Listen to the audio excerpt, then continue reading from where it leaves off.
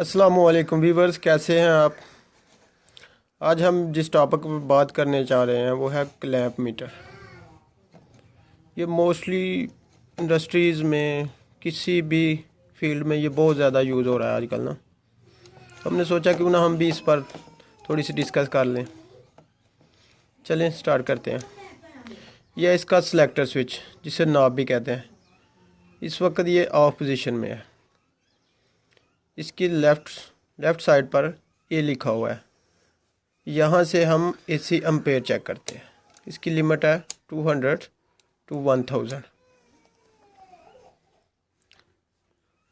लो ampere check करने के लिए हम इसे 200 पर सिलेक्ट करेंगे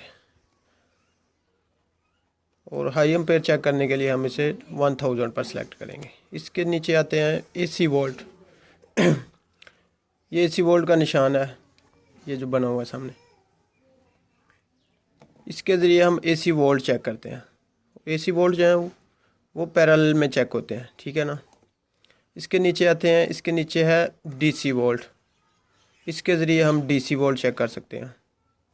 नीचे है कंटिन्यूटी, बजर ट्यून, फ्यूज़ेस वगैरह चेक करने के लिए, किसी भी वायर की कंटिन्यूटी चेक करने के लिए ये बजर यूज़ होती है।